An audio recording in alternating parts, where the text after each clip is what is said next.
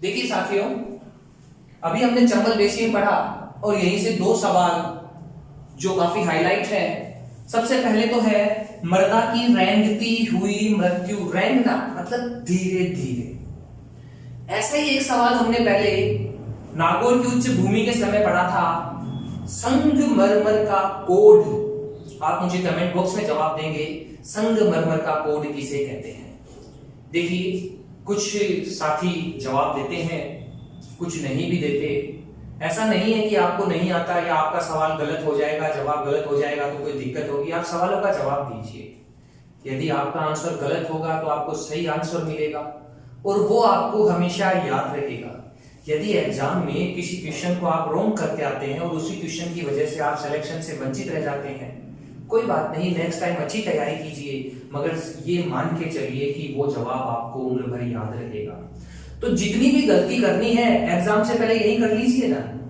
आप गलती करेंगे तो हमें पता चलेगा कौन सी बात आपको नहीं समझ में आई, कौन सी बात समझ में आई, हमें भी तो पता हो। कुछ भाई बहन जो हमसे बाद में जुड़े हैं, पीछे वाले वीडियोस आप देखिए, कोई बात नहीं समझ में आती है तो आप पर्सनली कमेंट कीजिए। व्हाट्सएप नंबर आपको दिया गया है, फेसबुक ट्विटर पे भी श्री करनी क्लासेस है, आप वहां कमेंट कीजिए। आप बताइए कि सर ये वाली बात हमें नहीं समझ में आई, ये क्या पढ़ाया आपने, मैं नहीं समझ पाया, मैं लेट जुड़ा था या उस वक्त मैं ध्यान नहीं दे पाया। कोई भी कमी हो आप बेझिझक हमें बताइए, उस समस्या का समाधान हमारे द्वारा किया जाएगा। तो जो सवाल वीडियो के दरमियान पूछे जाते हैं वो काफी हाईलाइट सवाल होते हैं, जिनके आने के चांस बहुत ज्यादा हैं या जो बहुत बार रिपीट हो चुके हैं, तो उनका जवाब आप दीजिए। आज के सवाल की बात करते हैं, मृदा की रेंगती हुई मृत्यु। एलडीसी में ये सवाल 2 बार रिपीट हो चुका है। तो मृदा की रेंगती हुई मृत्यु किसे कहते हैं? धीरे धीरे मृदा का मरना। मृदा कैसे मरेगी? मृदा मर सकती है, वो तो पहले ही निर्जीव है। देखिए, यहाँ मृदा के मरने का तात्पर्य है उपजाऊ मृदा अनुपजाऊ हो जाती है। और इसका कारण क्या है? इसका कारण है मृदा अपरदन। याद रख लीजिए, मृदा की रेंगती हुई मृत्यु किसे कहा गया है? मृदा अपरदन को कहा गया है। अभी हमने बात की थी मृदा की ऊपरी उपजाऊ परत का नष्ट हो जाना मृदा अपरदन कहलाता है। दूसरा सवाल है, चंबल बेसिन की दक्षिणी सीमा का निर्धारण कौन करता है? देखिए, बड़ा ही प्यारा सवाल है, सिर्फ लॉजिक लगाने की आवश्यकता थी। हमने पढ़ा चंबल नदी। चंबल नदी दक्षिण से निकलती है और चंबल नदी पूर्व की ओर बढ़ती है। यहां थी हमारी जाना पाओ की पहाड़ियां जो एमपी में है। तो चंबल की अगर मैं बात करूं सीधे स्तर से तो ये उत्तरी सीमा है और ये दक्षिणी सीमा है। तो जाना पाओ की पहाड़ियां कहां है? ये जाना पाओ की पहाड़ियां है विंध्याचल पर्वतमाला।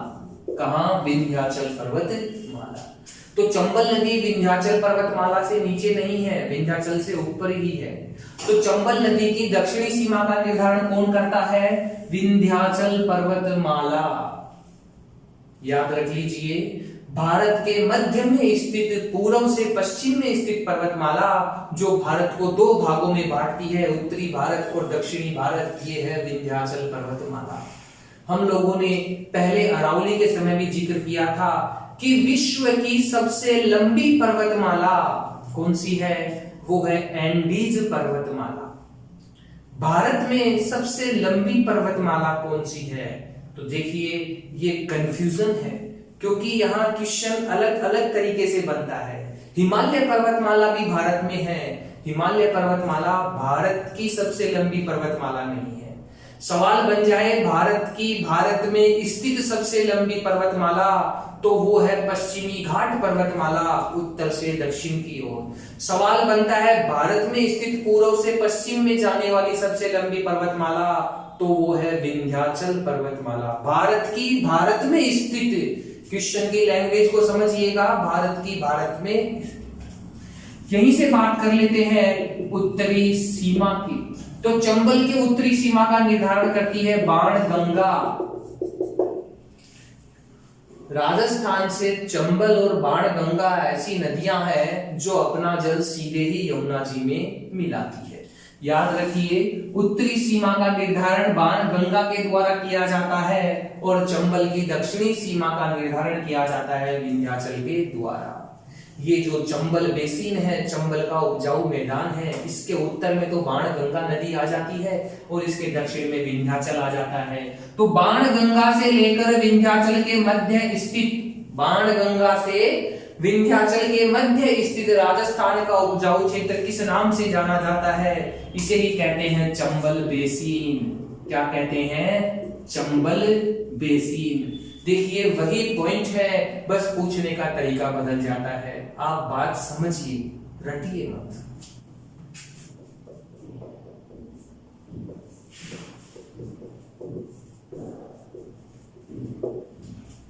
चलिए साथियों आगे बढ़ते हैं और पूर्वी मैदान के अगले भाग की बात करते हैं। बनास बेसिन, नाम से ही पता चल रहा है, बनास नदी का बहाव क्षेत्र वाला मैदानी क्षेत्र।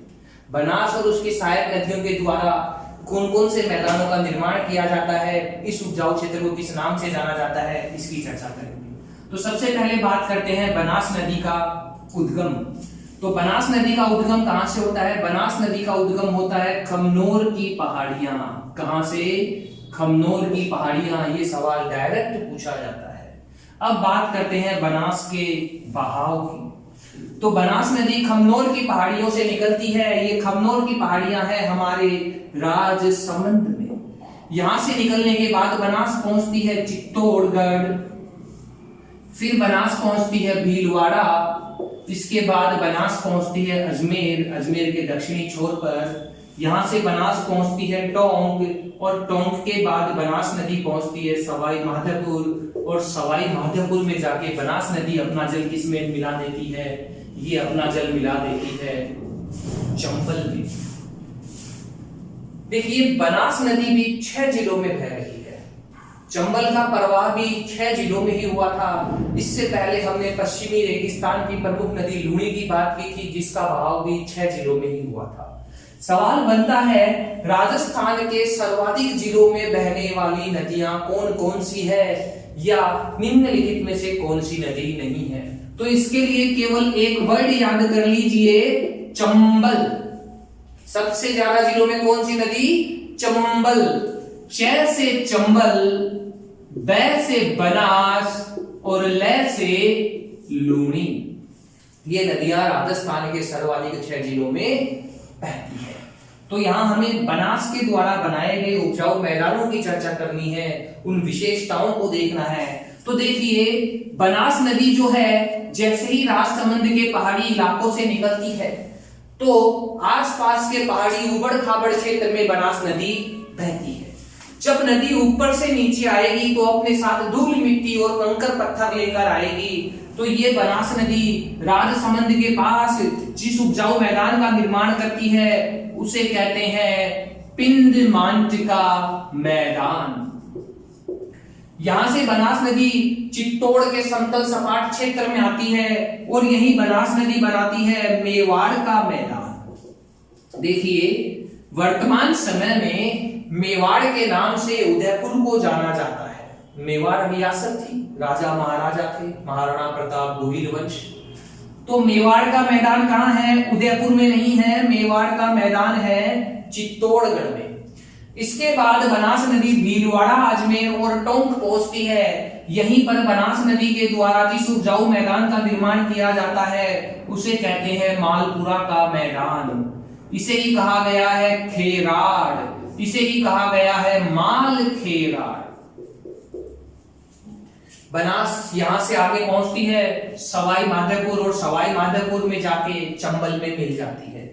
यहीं पर करौली, मौसमी बरसाती नदी नाले जो बनास में अपना जल गिराते हैं उनके कारण सवाई माधोपुर और करौली जिले में भी उपजाऊ मैदान का निर्माण होता है जिसे कहते हैं करौली का मैदान।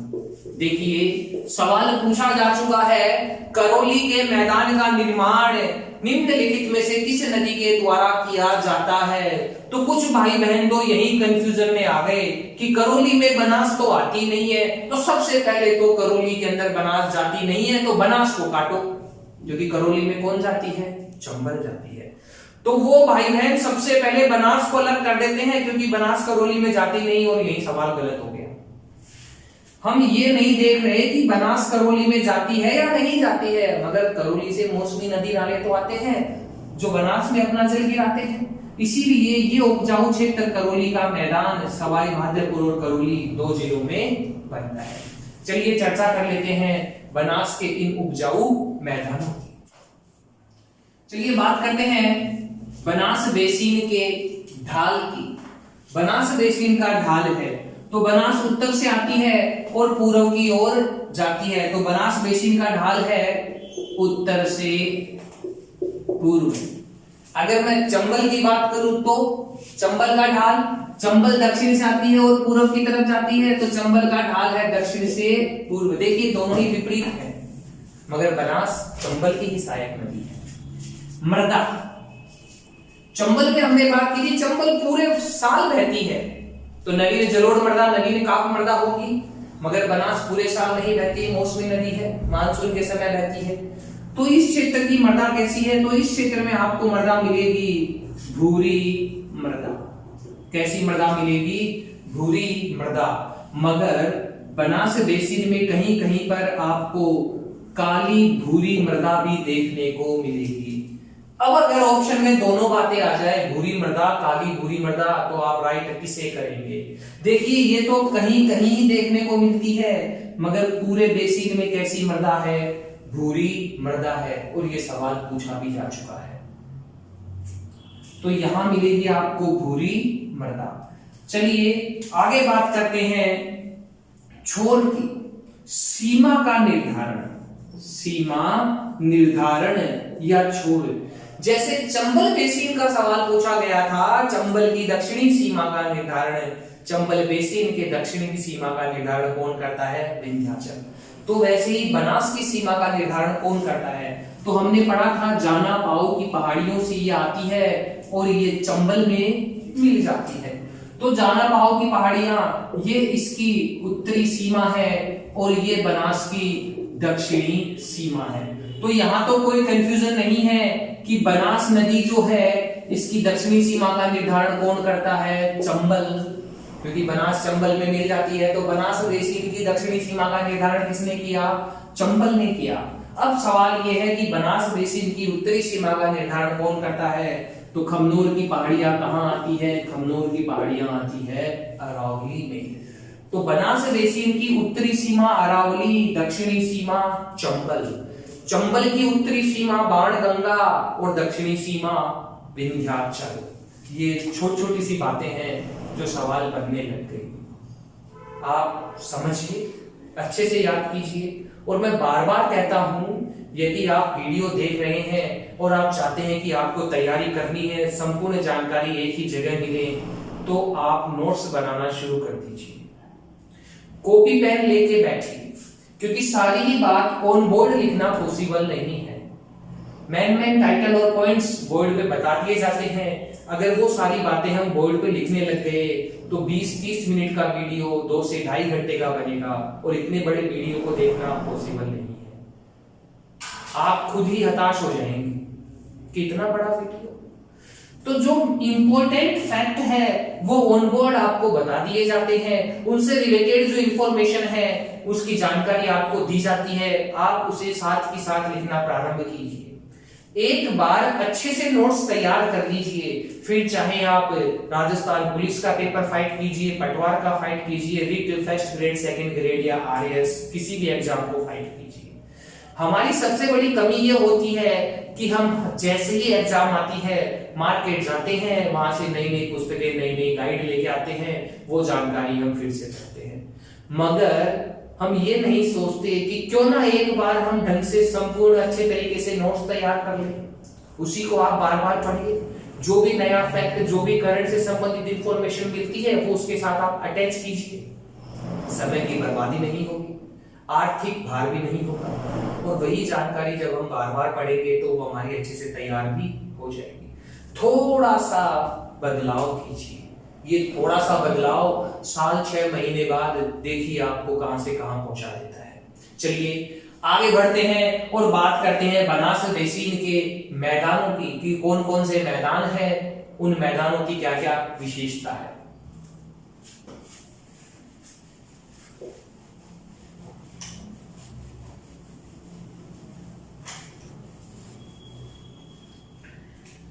बनास बेसिन के मैदानों में सबसे पहले हम बात करते हैं पिंडमांत के मैदान की। पिंडमांत का मैदान, ये पिंडमांत का मैदान कहां है? देखिए, हम इसकी चर्चा अरावली के समय भी कर चुके हैं। पिंडमांत का मैदान है हमारे राजसमंद में। हमने पढ़ा था देवगढ़ राजसमंद में। कहा? देवगढ़। जब बनास नदी ऊपर पहाड़ों से आती है तो अपने साथ धूल मिट्टी कंकर पत्थर लेकर आती है और नीचे की उबड़ खाबड़ जमीन पर उन धूल मिट्टी कंकर पत्थर का जमाव कर देती है। ये जो गैप था, इस गैप को बनास नदी कई सालों से बढ़ती आ रही है। तो प्रेजेंट टाइम में ये जो क्षेत्र है, नीचे से तो ये क्षेत्र चट्टानी है, मगर ऊपर से कैसा है? ऊपर से ये उपजाऊ मैदान है। तो देखिए, बनास के बहाव क्षेत्र में देवगढ़ राजसमंद में स्थित जो उबड़ खाबड़ टीबे नुमा क्षेत्र है, उसे कहा गया है पिंडमांत का मैदान। उबड़ खाबड़ टीबे नुमा क्षेत्र। कैसा क्षेत्र? टीबे नुमा उपजाऊ क्षेत्र। किस नाम से जाना गया? पिंडमांत के मैदान से। तो ऊपर तो इस पर क्या है? मृदा है, नीचे से ये क्षेत्र चट्टान है, सख्त है। तो देखिए, यहाँ कौन सी चट्टान पाई जाती है? इस क्षेत्र में पाई जाती है ग्रेनाइट और नीस चट्टानें। कैसी चट्टानें? ग्रेनाइट और नीस चट्टानें। ग्रेनाइट किस चट्टान का उदाहरण है? आग्नेय, अवसादी या कायांतरित? ये आप मुझे कमेंट बॉक्स में बताएंगे। हम पढ़ चुके हैं ग्रेनाइट की पहाड़ियां, छप्पन की पहाड़ियां, ग्रेनाइट सिटी जालोर, मूल्यवान पत्थर है ग्रेनाइट। चलिए आगे बढ़ते हैं। बनास बेसिन में स्थित अगला मैदान है मेवाड़ का मैदान। ये मेवाड़ का मैदान, मेवाड़ उदयपुर में नहीं है, ये मेवाड़ का मैदान है चित्तौड़गढ़ में।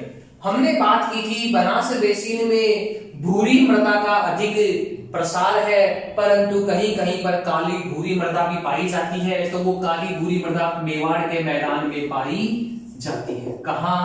मेवाड़ के मैदान में। देखिए, काली मिट्टी की अगर बात करूं, काली मिट्टी, मध्यम काली मिट्टी, तो इसका प्रयोग किया जाता है कपास की खेती के लिए। किसकी खेती के लिए? कपास की खेती के लिए, अफीम की खेती के लिए। और ये जो क्षेत्र है अफीम और कपास की खेती के लिए प्रसिद्ध है। अगला मैदान, इसे कहा गया है खेराड़, माल खेराड़, मालपुरा। देखिए, डायरेक्ट सवाल आता है मालपुरा का मैदान या खेराड़ क्षेत्र। हमने पढ़ा था ऊपर माल, हमने पढ़ा था बिजोलिया, तो दो स्थानों के बीच का वो क्षेत्र था। तो वैसे ही ये कहां है? ये क्षेत्र है भीलवाड़ा से टोंक के मध्य। सवाल ये भी बनता है भीलवाड़ा में कहां से और टोंक में कहां से? तो देखिए, जहाजपुर, जहाजपुर है आपके भीलवाड़ा में। जहाजपुर से लेकर कहां तक? मालपुरा। मालपुरा कहां है? टोंक। तो इस जहाजपुर से लेकर मालपुरा के मध्य का जो क्षेत्र है उसे कहा गया है मालपुरा का मैदान। और आपने सुना होगा डिगी मालपुरा, डिगी कल्याण जी, क्या मनोरम मेला लगता है साहब। कभी मौका मिले तो जरूर दर्शन करके आइए डिगी कल्याण जी के और मेले का आनंद लीजिए। आप मुझे कमेंट बॉक्स में बताएंगे कि डिगी मालपुरा में जो कल्याण जी का मेला है इसका आयोजन कब होता है। राजस्थान कला संस्कृति मेले और त्योहारों के सवाल आते ही हैं, तो आप इसका जवाब मुझे कमेंट बॉक्स में देंगे। चलिए आगे बढ़ते हैं।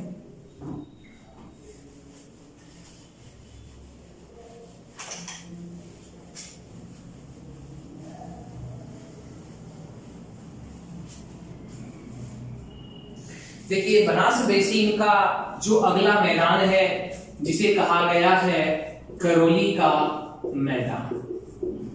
ये करौली का मैदान कहां है? तो ये करौली का मैदान है सवाई माधोपुर से लेकर करौली तक का। सवाई माधोपुर से करौली तक का जो उपजाऊ क्षेत्र है उसे कहा गया है करौली का मैदान। हालांकि ये क्षेत्र भी पहले पथरीला ही क्षेत्र था। नीचे से धरातल कैसा है? पथरीला धरातल है, चट्टानी धरातल है, मगर मौसमी नदी नालों के द्वारा ऊपर उपजाऊ मृदा की परत बिछा दी गई है, जिससे प्रेजेंट टाइम में ये क्षेत्र कृषि कार्यों के लिए समृद्ध है। इस क्षेत्र के अंदर धरातल के नीचे कौन सी चट्टान पाई जाती है? तो ये है शिष्ट और नीस चट्टानें। याद रखिएगा, शिष्ट और नीस। हमने पहले बात की थी पिंडमांट के मैदान की, वहां पर थी ग्रेनाइट और नीस, यहां पर है शिष्ट और नीस चट्टानें। तो ये था हमारे बनास बेसिन। बहुत बार मैं कह चुका हूं कि पूर्वी मैदान जो है इसका निर्माण नदियों ने किया है। यहां आपको नदी नहीं पढ़नी है, उस नदी की विशेषताएं पढ़नी है, उस नदी के द्वारा कौन कौन से मैदान का निर्माण किया जाता है वो आपको पढ़ना है। परंतु बाजारों में उपलब्ध पुस्तकों में यहाँ नदियां पढ़ा दी जाती है, हम वही नदी पढ़ लेते हैं। एग्जाम में सवाल आते हैं ये वाले, फिर हम सोचते हैं ऐसा तो हमने पढ़ा ही नहीं। गलती हमारी ही है। क्यों? क्योंकि हम आंख मूंद कर विश्वास करते हैं। दोस्त ने कहा ये वाली पुस्तक अच्छी है, ले आए। किसी ने कहा ये वाली गाइड अच्छी है, ले आए। सत्यता की परख कीजिए, अपने आप को इस काबिल बनाइए कि आप खुद अपने अच्छे से नोट्स तैयार करें और खुद पे विश्वास करें।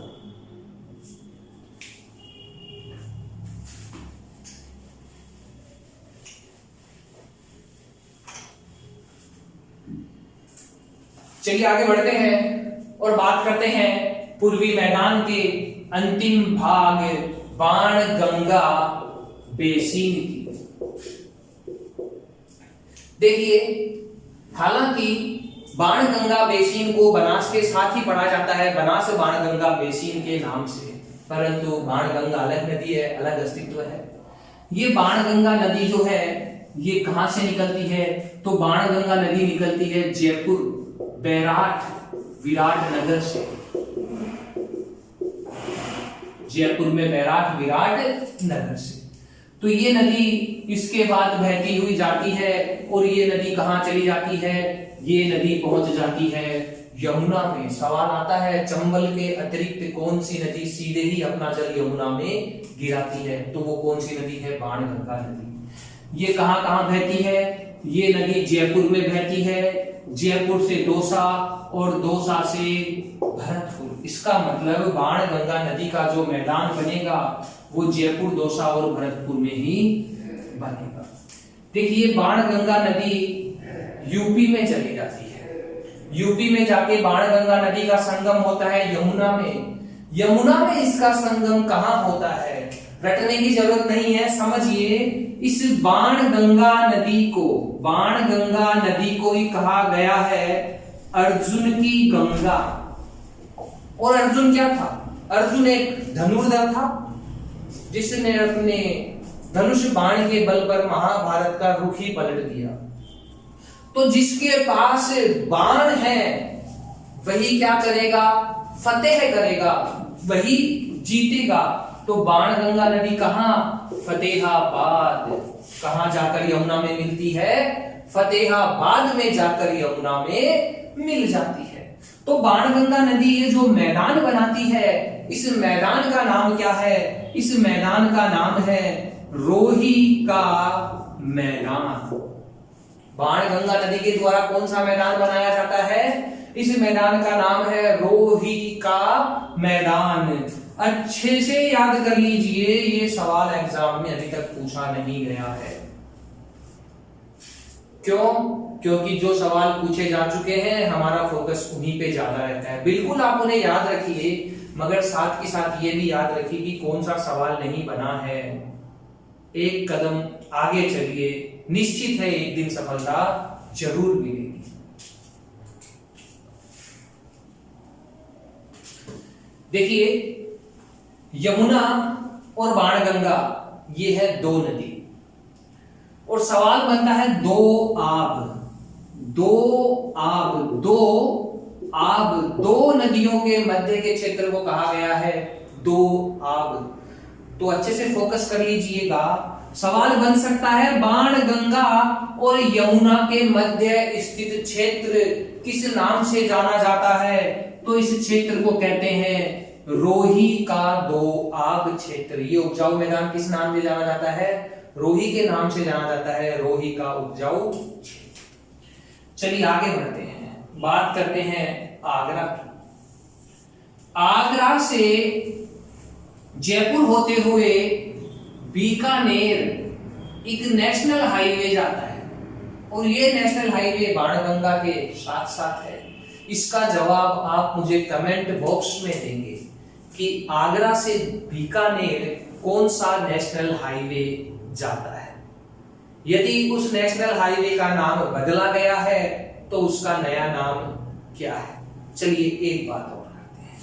यही जयपुर बैराठ दिल्ली से मुंबई जाता है, NH8 जो जयपुर शाहपुरा, जयपुर होते हुए अजमेर होते हुए दिल्ली से मुंबई जाता है। इसी NH8 को अभी बदलकर 48 कर दिया गया है। तो जयपुर में इन दोनों का क्रॉस होगा, ये भी याद रखिएगा। याद रखिएगा बाणगंगा नदी कौन से नेशनल हाईवे पे है। साथियों आज की क्लास में बस इतना ही, आगे की चर्चा करेंगे हम अगली क्लास में। साथियों बार बार अपील कर रहा हूं कि आप कमेंट बॉक्स में अपना रिप्लाई दीजिए। बात समझ में आती है तो बताइए, नहीं समझ में आती है तो बताइए, क्या नहीं समझ में आया वो भी बताइए। पूछे गए सवालों का जवाब आप कमेंट बॉक्स में दीजिए। यदि वीडियो आपको अच्छा लगता है और आप ऐसा सोचते हैं कि किसी और भाई का भी इस वीडियो को देखकर भला हो सकता है तो वीडियो को लाइक करने के साथ साथ आप शेयर भी कीजिए। यहाँ करनी क्लासेज परिवार के द्वारा जो भी जानकारी आपको उपलब्ध करवाई जा रही है वो निःशुल्क है। हमारा कोई भी पेड कोर्स नहीं है। रिट, पटवार और पुलिस ये तीनों ही संभावित एग्जाम्स हैं। इन तीनों का ही कोर्स आपको निःशुल्क करवाया जाएगा। कुछ विषयों की कक्षाएं सुचारू रूप से संचालित नहीं हो पा रही है क्योंकि लॉकडाउन की वजह से आवागमन पर पाबंदी है। जैसे ही आवागमन प्रारंभ होगा उन विषयों की कक्षाएं भी सुचारू रूप से आपको ऑनलाइन प्लेटफॉर्म पे उपलब्ध होगी। तो साथियों आज के लिए बस इतना ही।